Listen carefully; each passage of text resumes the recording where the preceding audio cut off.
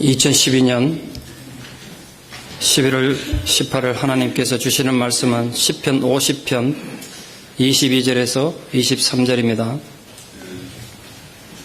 시편 50편 22절에서 23절 말씀을 봉독에 올리겠습니다. 하나님을 잊어버린 너희여, 이제 이를 생각하라. 그렇지 아니하면 내가 너희를 찢으리니 건질 자 없으리라. 감사로 제사를 드리는 자가 나를 영화롭게 하나니 그의 행위를 옳게 하는 자에게 내가 하나님의 구원을 보이리라. 아멘. 추수감사주를 맞아서 하나님의 축복이 여러분 가정에 함께하기를 소망합니다. 먼저 양의 말씀을 좀 구하겠습니다. 오늘 성찬식도 있고 세례식도 있어서 시간 관계로 설교를 좀 짧게 하겠습니다. 평소에 설교 길다고 불평하시는 분들은 복음이 되겠습니다만, 옛날보다 목사님 설교가 너무 짧아졌다고 또 불평하시는 많은 분들 앞에 양해를 구합니다. 내가 게을러서 그런 것도 아니고 시간이 그래서 할 수 없습니다. 좀 양해를 부탁드립니다. 2차 대전 중에 미국 공수부대원으로 전투에 참가했던 해럴드 러셀이라는 군인이 독일군 박격포탄을 맞아서 두 팔이 다 잘리는 부상을 입었습니다. 상위 군인에 대해서 집에 돌아와서 참혹한 좌절에 빠집니다. 지금도 두 팔 없는 사람 살기 힘든 세상입니다만, 그때만 해도 상위 용사가 살아갈 수 있는 준비가 안 된 세상이라 절망이 더 컸겠죠. 스스로 생각합니다. 난 이제 인간이 아니라 하나의 고깃덩어리에 불과하구나. 늘 자살을 꿈꾸던 절망의 한가운데 기적처럼 진리의 말씀이 들려왔습니다. 말씀이 절망 가운데 쌓일수록 그가 문득 이렇게 생각하게 됐습니다. 그래도 잃어버린 것보다는 하나님께서 내게 주신 은혜가 많구나. 그걸 생각하게 됐습니다. 의사가 그에게 인조 손가락 의수를 달아주고 그걸로 타이프를 치고 글을 쓰게 됩니다. 자신 이야기를 글로 썼고 그 이야기가 영화로 만들어졌습니다. 본인이 직접 그 영화의 불구자의 모습으로 출연하게 됩니다. 그는 한 번도 영화에 출연해 본 적 없는 무명의 배우였습니다만, 자기 얘기니까 누구보다 열심히 연기할 수 있지 않겠습니까? 혼신의 힘을 다 연기했고 그해 1946년 아카데미 나무주연상까지 받았습니다. 그 영화 제목이 우리 생애 최고의 해라는 영화입니다. 영화 100년 역사에 가장 잘 만들어진 영화 10위 안에 늘드는 우수한 작품입니다. 어떤 기자가 그에게 다가와서 물었습니다. 당신의 그 신체적인 조건, 그 불구가 당신을 절망하게 하지는 않았습니까? 그때 러셀은 단호히 이렇게 대답했습니다. 아닙니다. 내 육체적 장애는 도리어 내게 너무나 큰 축복이 됐습니다. 여러분들도 잃어버린 것만 계산할 것이 아니라 아직도 남아있는 하나님 은혜를 생각하고 감사하면 잃어버린 것에 10배나 넘는 축복을 누릴 수 있을 것입니다. 우리가 한 번쯤 생각해 볼 의미가 있는 말씀 아니겠습니까? 우리가 잃어버린 것에만 눈을 돌릴 때는 그곳에 오직 절망밖에 없습니다. 아무런 희망이 보이지 않고 불가능밖에 없지 않겠습니까? 그러나 그 잃어버린 것을 넘어서 그래도 아직도 내게 남은 하나님의 은혜를 헤아려 보면 더 많은 가능성이 언제나 우리에게 기다리고 있는 거 아니겠습니까? 신앙인이란 어떤 사람인가? 신앙인이란 도대체 어떤 사람인가? 오늘 전 한마디로 이렇게 정의하고 싶습니다. 하나님께 감사로 제사드리는 자, 하나님께 어떤 상황에도 불구하고 감사로 예배드릴 수 있는 자, 그게 신앙입니다. 이 추수감사절 아침에 그렇게 정의해보고 싶습니다. 감사를 모르는 인생만큼 공허하고 험한 인생이 없다고 생각됩니다. 왜냐하면 아무리 대단한 사람이라도 자기 스스로 홀로 존재할 수 있는 사람이 없습니다. 누군가의 수고와 희생의 결과로 오늘 내가 존재하는 거 아니겠습니까? 누구나 그럴 것입니다. 그렇기 때문에 모른적이 세상은 감사의 말 한마디로 따뜻해지고 아름다워지는 것입니다. 여러분 가정 안에 감사의 정신과 말이 살아있을 때 가정이 아름다워질 것이고 교회가 그럴 것이고 우리 사회가 그럴 것입니다. 얼마나 더 풍성해지겠습니까? 그래서 추수감사절은 의미가 있는 절기입니다. 왜냐하면 우리가 비록 농사 짓고 추수하는 직업은 아닐지라도 그래도 이런 날이 있기 때문에 한 번쯤 우리 생을 돌아보고 우리 삶을 돌아보면서 감사의 정신을 다시 한번 생각해 보게 되기 때문에 그렇습니다. 오늘 제가 읽어드린 짤막한 본문 속엔 두 종류의 사람이 등장합니다. 한 부류의 사람은 하나님을 잊어버린 사람이고 또 한 부류의 사람은 감사로 제사를 드리는 사람입니다. 그리고 하나님을 잊어버린 사람의 종말이 어떠한지도 짧은 글에서 밝혀주고 있고 감사로 제사를 드리는 사람에게 임하는 놀라운 축복도 하나님께서 권유하고 있습니다. 먼저 하나님을 잊어버린 사람에 대해서 좀 살펴보고 싶습니다. 본문 22절 말씀 보시면 하나님을 잊어버린 너희여 이제 생각해라. 하나님 잊어버리고 사는 게 얼마나 불행한가 좀 생각하라는 거예요. 그렇지 않으면 내가 너희를 찢으리니 너희를 건질 자가 없을 것이다. 그렇게 경고하셨습니다. 하나님을 잊어버렸다는 건 결국은 하나님 주신 은혜를 더 이상 생각하지 않는다는 뜻이죠. 감사를 잃어버렸다는 뜻입니다. 감사를 생각하지 않는다는 뜻이죠. 아무리 믿음이 좋은 신앙인데 살다 보면 하나님 잊어버립니다. 감사를 잊어버리죠. 복잡한 세상 살다 보면 누구나 그럴 수 있습니다. 요즘 우리 출애굽기를 배우고 있습니다만 출애굽해서 광야로 나간 이스라엘 백성들은 자기들 두 눈으로 직접 하나님 구원을 목격했음에도 불구하고 그 구원의 감격, 은혜를 너무 쉽게 잊어버렸습니다.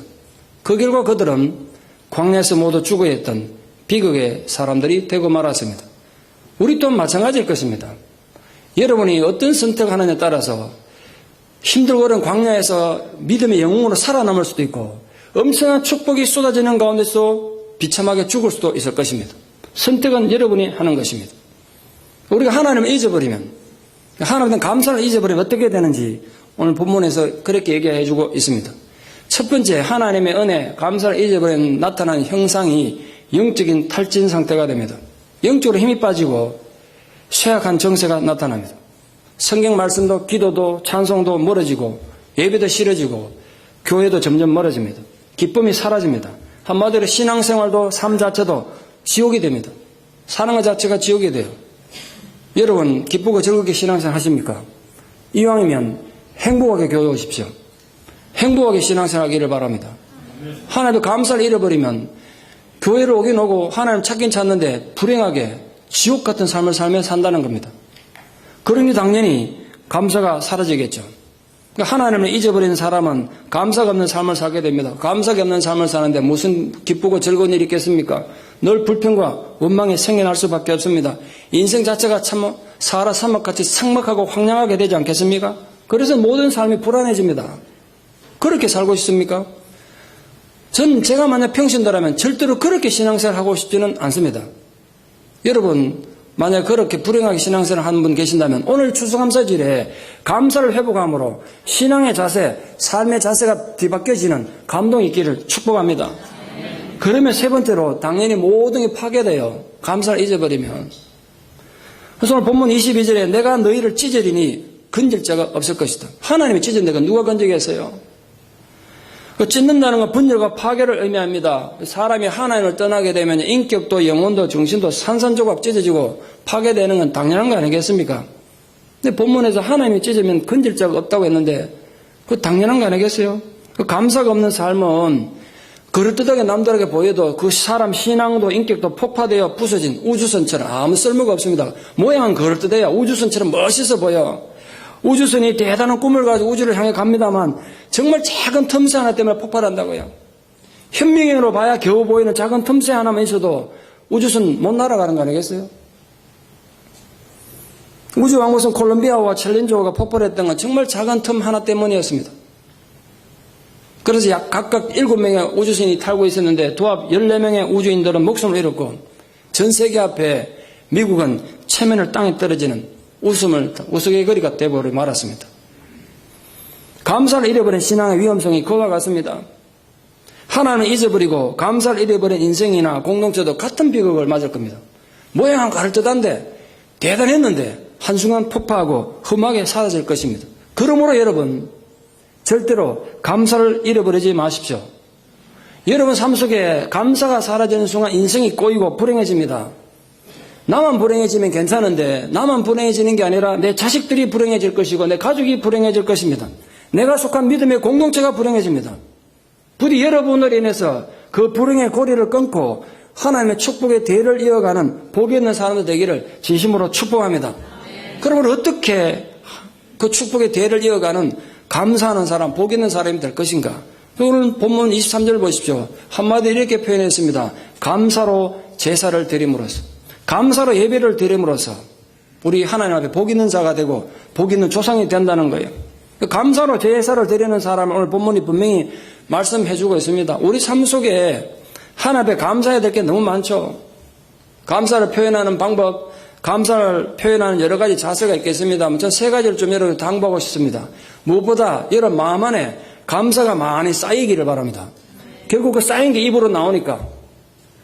왜 사람이 불평한 줄 아십니까? 마음속에 원망과 불평이 가득 쌓였기 때문에 누가 건드리면 불평이 태어나는 거예요.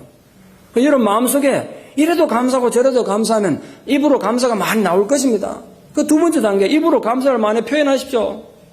그 자꾸 감사를 말하다 보면 감사가 점점 느껴지고 구체적으로 많아질 것입니다.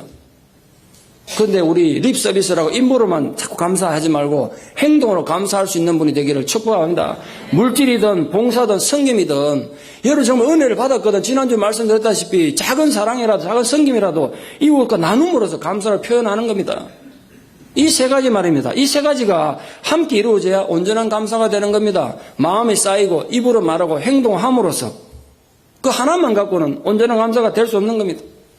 그래서 오늘 본문 23절에 감사로 제사를 드리는 사람에게 임하는 하나님의 세 가지 축복의 약속이 있습니다. 여러분 이 추수감사절에 어떤 마음으로 또 예배드리러 오셨는지 모르겠습니다만 이 세 가지 놀라운 축복을 받아 돌아가는 추수감사들 되기를 축복합니다. 첫 번째로 감사로 제사를 드리는 자가 하나님을 영화롭게 한대요. 하나님이 영광스럽게 되게 한다는 거예요. 우리 예배가 감사로 제사를 감사로 예배 드리는 자들이. 여러분 어떻게 오늘 예배에 오셨습니까? 우리가 하나님 영화롭게 한다는 다음과 같은 뜻이 있을 거예요. 우리 삶의 중심이 하나님 중심으로 산다는 뜻일 것이고 하나님을 기쁘게 해드린다는 뜻일 것이고 결국은 하나님 앞에 순종하며 산다는 것이 될 것입니다. 하나님은 우리의 감사를 정말 기뻐하십니다. 특히 감사하는 마음으로 드리는 제사 예배를 기쁘게 받으세요. 지금 여러분 예배 드리러 이따 아침부터 오셨는데 여러분 마음속에 감사가 있습니까? 기쁨이 있냐고요. 그런 예배를 하나님 기쁘게 받으신대요. 지금 몸은 여기 와서 앉아있는데 마음속에는 불평과 원망을 가지고 속이 불불 끓고 계시는 분 계십니까? 삼가 조의를 표합니다. 조의를 표할 수밖에 없지 않습니까? 여러분 그 마음에 그래도 내가 예배 자리에 왔다는 것만으로도 감사할 수 있기를 축복합니다. 진짜입니다. 예배 드리고 싶어도 드리지 못한 사람이 얼마나 많은데요. 아 그때 그 예배 시간이 내게 정말 축복의 시간이었구나. 그런 분들이 얼마나 많은데요. 이 예배당에 와서 예배 한번 드리고 싶어서 몸살난 사람들이 얼마나 많은지 아십니까?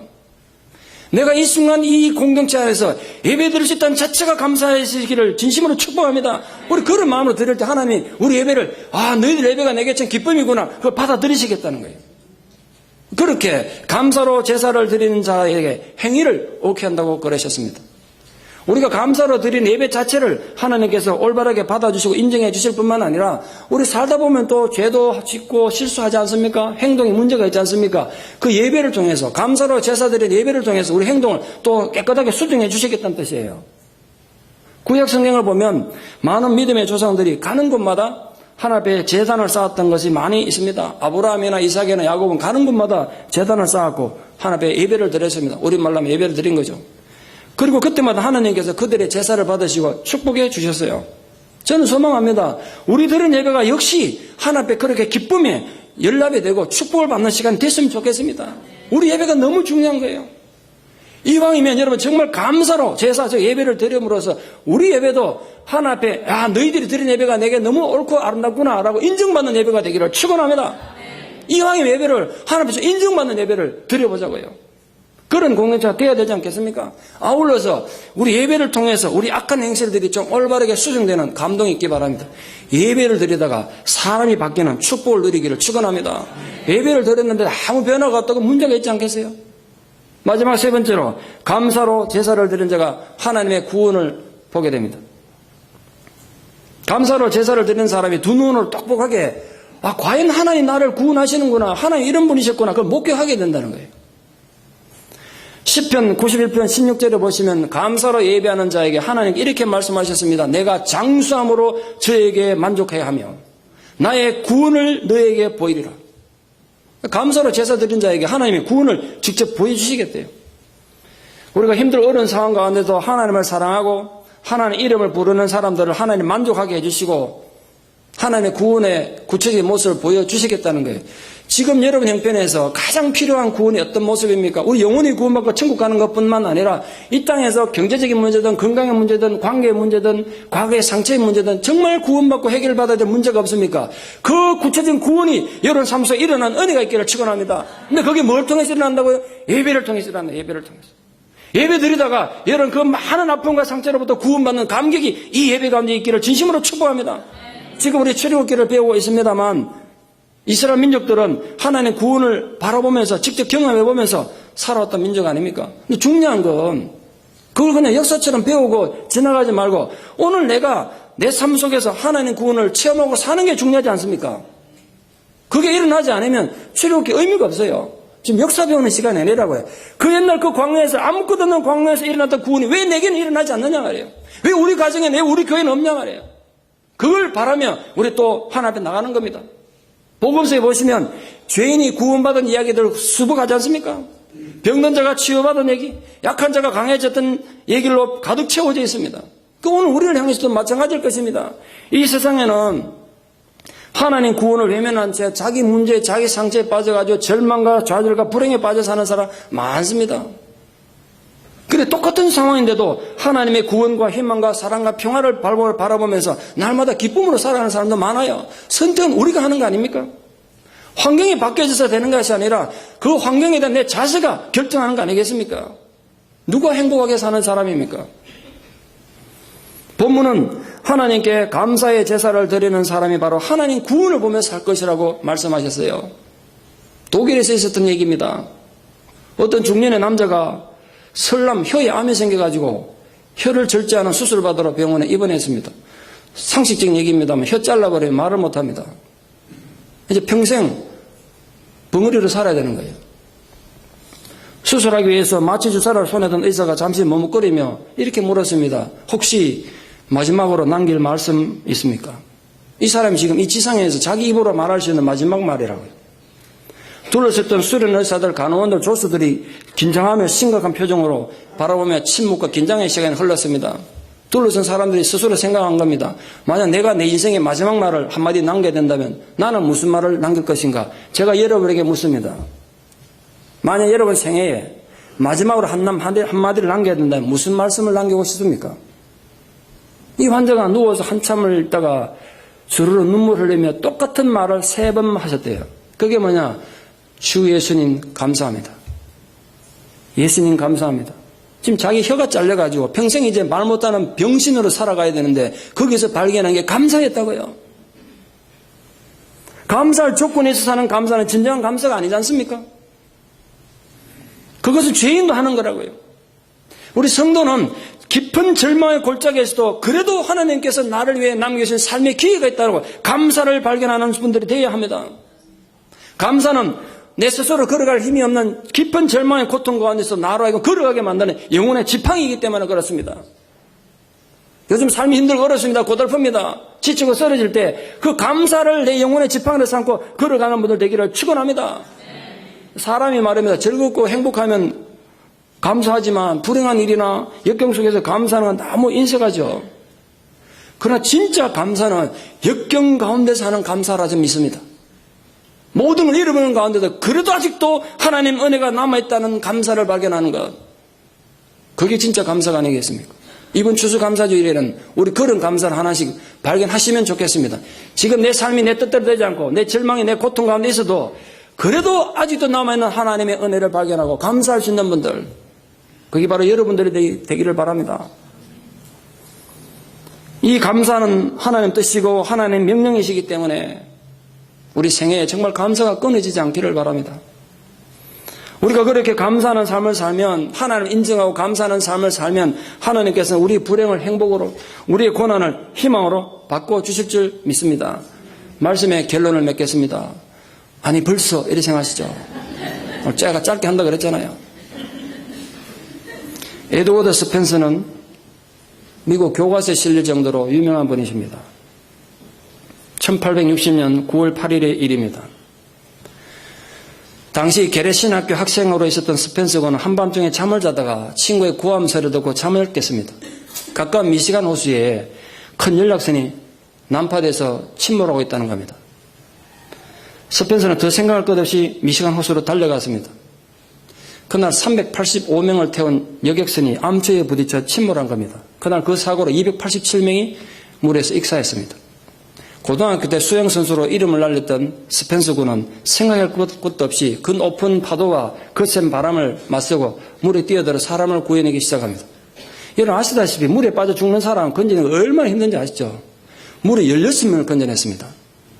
자기가 아무리 수영선수라 해도 16명을 건져냈으니까 이 본인도 탈진됐습니다. 마지막 숨쉬는 힘까지도 다 탈진해가지고 자기도 직접 쓰러져 있었습니다. 16명 건져내고. 근데 또 친구가 소리 지르는 소리를 듣게 돼서 저기 또 누군가가 빠져가 죽어가고 있다고. 그걸 보는 순간 자기도 죽어가면서 또 물에 뛰어들었어요. 17번째 사람을 구하기 위해서. 초인적인 힘을 발휘해서 그 사람을 건져냈습니다. 그러나 그날 너무 무리해가지고 이 사람 뇌에 혈액이 제대로 공급되지 않아가지고 결국 그날 그 자리에서 쓰러져서 다시 일어나지 못합니다.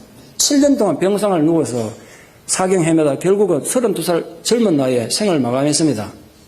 참 안타까운 분이지 않습니까? 이분이 돌아가시기 얼마 전에 신문기자가 와서 그날 그 사람들을 구원했던 감격에 대한 소감을 마지막 유언으로 좀 남겨라고 기사를 남겨놨는데 그때 소감이 어땠습니까? 그걸 물었어요. 제가 이걸 최근에 글을 읽고 참 생각을 많이 했습니다. 그래서 내가 추수감사절에 성도님과 좀 나눠야 되겠다. 여러분 좀 소개합니다. 이분은 이렇게 자기 결론을 맺었습니다. 그날 밤 내가 물에서 건져내서 생명을 찾아준 사람은 17명인데 나에게 감사를 표시한 사람은 단 한 소녀밖에 없었습니다. 그 소녀는 지난 7년 동안 한 해도 그러지 않고 해마다 성탄절마다 감사의 카드를 제게 보내왔습니다. 제 생명을 구해주셔서 감사합니다. 부끄럽지 않도록 열심히 살겠습니다. 저는 감사할 줄 모르는 16명보다도 이 한 명의 아름다운 마음씨에 위로를 받습니다. 그리고 눈을 감았습니다. 하나님을 향한 인간의 어리석음도 마찬가지가 아닐까. 저 많은 순간 생각해 봅니다. 얼마나 많은 감사가 내게 있었는데도 제대로 된 감사조차 할 줄 모르고 사는 우리의 배은망덕함과 배신에도 불구하고 하나님은 오늘도 우리에게 추수감사절을 허락해 주셨습니다. 조금만 둘러보면 감사할 일이 많은데도 너무너무 많은데도 불평하고 원망하고 사시느라 감사를 잊어버리고 사시는 분 없습니까? 이렇게 아름다운 공동체를 우리에게 주셨는데도 감사보다 원망 속에 사람은 없습니까? 사람의 마음이 화장실 갈 때와 올 때 마음이 다르다 보니까 그렇게 비겁하게 살 때가 많습니다. 그런데 저는 그런 게 너무 싫습니다. 저는 제가 만약 평신도라면 그렇게 비겁하게 예수 믿고 싶지는 절대로 않습니다. 오늘 내가 당장 내 목숨 끊어져도 정정당당 예수 믿다가 죽고 싶습니다. 감사할 거 감사하면서 인정할 거 인정하면서 그렇게 살고 싶습니다. 그래서 여러분 삶 속에 혹시나 하나님을 잊어버리지 않았습니까? 제가 부탁합니다. 여러분 일평생에 여러분의 영혼의 울림으로 남기를 바랍니다. 감사로 제사를 드리는 자. 그 감사로 제사를 드리는 자가 여호와를 영화롭게 합니다. 우리가 무엇으로 하나님을 영화롭게 하겠습니까? 그 감사로 제사를 드린 자가 자기 행위를 옳게 하는 것입니다. 그 감사로 제사를 드린 자가 하나님의 구원을 마침내 볼 것입니다. 이 추수감사절 아침에 사랑하는 성도는 여러분 모두가 부디 감사로 예배를 드리는 하나님 자녀들이 되셔서 하나님을 영화롭게 하고 구원의 감격을 바라보고 자기 삶을 아름답게 바꾸어가는 성도님들 되시고 우리 교회가 되기를 진심으로 축원합니다. 기도드리겠습니다. 놀라운 하나님의 은혜와 사랑을 진실로 감사드립니다. 인간은 어리석고도 인약해서 엄청나게도 쏟아지는 하나님의 축복 가운데서도 날마다 쏟아지는 하나님의 만나 가운데서도 원망과 불평하며 살 수밖에 없는 존재들입니다. 하나님이여 우리의 불충함을 용서해 주시고 우리의 어리석음을 용서하여 주시옵소서. 이 시간 우리가 어떤 절망과 고통 가운데서도 하나님을 영화롭게 하고 하나님 앞에 우리 삶을 아름답게 하고 마침내 하나님의 구원을 바라보는 감사로 제사 드리는 자가 되게 하여 주시옵소서. 감사를 잃어버리고 절망과 불평과 원망 가운데 사는 성도들이 있다면 이 추수감사주일은 내 생애에 잃어버린 감사를 회복하는 복된 영혼의 터닝포인트가 되게 하여 주시옵소서. 예수님 이름 받들어 기도드리옵나이다. 아멘.